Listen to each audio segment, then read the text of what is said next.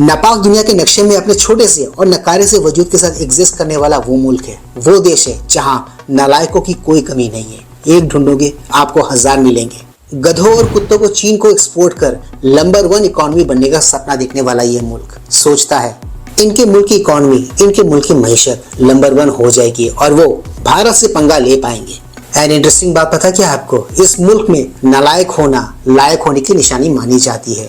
Anyways, ये मुल्क तो फिजूल है ही, उससे भी ज्यादा फिजूल है इस मुल्क के बाशिंदे, इस मुल्क की आवाम।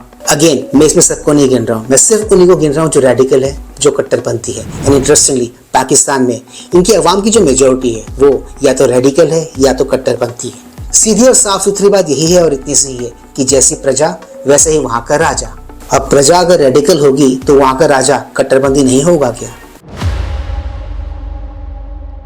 Please like share subscribe YouTube channel ताकि हम ऐसे कंटेंट्स बनाते रहें। ऑलराइट दोस्तों, let's go back to the topic then. नापाक की आवाम जितनी फालतू है, जितनी गई गुजरी है, उससे भी ज्यादा गई गुजरी है इस मुल्क की फौज और इस मुल्क के पॉलिटिशियंस, इस मुल्क के नेता लोग। खैर, इस मुल्क की नालायक फौज पर हम बाद में बात कर लेंगे, पहले इस मुल्क के नालायक प्रधानमंत्री को जरा सुन तो ले।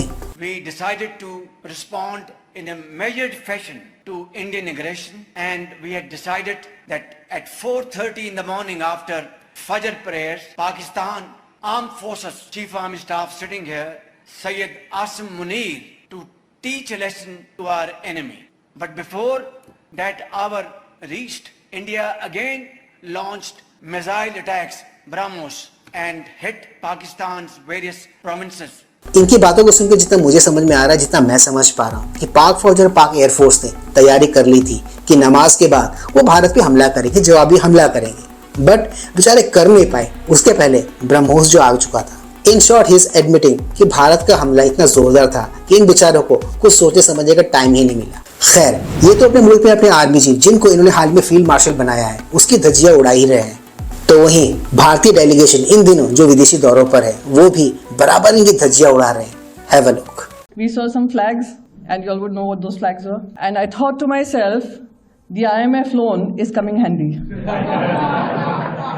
And I hope those who are giving them the IMF loans realize what it's being used for. तो ये थी भारतीय डेलीगेशन में शामिल धाकड़ प्रवक्ता प्रियंका चतुर्वेदी। इन्होंने नापाकत तो एक्सपोज किया ही किया, साथ ही साथ उन्होंने उन ताकतों को भी एक्सपोज किया है जो इस जैसे मुल्क को लोन दे रहे थे, वो भी इस टाइम पे। ये तो ये हैं, अपने ओवैसी साहब भी कुछ कम नहीं है। चलिए अब जरा उन्हें भी सुन लेते हैं। And these stupid jokers, they want to compete with India. They had given a photograph of a 2019 Chinese army drill, claiming it's a victory over India. Now this is what Pakistan indulges in. They cannot even give a proper photograph. तो नकल करने के लिए अकल भी चाहिए। मस्त से ओवैसी साहब ने पाकिस्तान को पाकिस्तान की भाषा में ही जवाब दिया है और करारा जवाब दिया है, तगड़ा जवाब दिया। जहां भारत की इस डेलीगेशन को विदेशी धरती पर बहुत ही पॉजिटिव रिस्पांस मिल रहा है, तो वहीं आतंकियों के मुंह पर कालिक पुत रही है। खैर, नापाक तो नापाक है, न ये सुधरेंगे न इस मुल्क को सपोर्ट करने वाले कुछ और नापाक मुल्क। तो दोस्तों, आज के इस ब्लॉग में सिर्फ इतना ही। मैं मिलूंगा आप सबके साथ अपने अगले ब्लॉग में। And yes, not forget to like share subscribe my YouTube channel.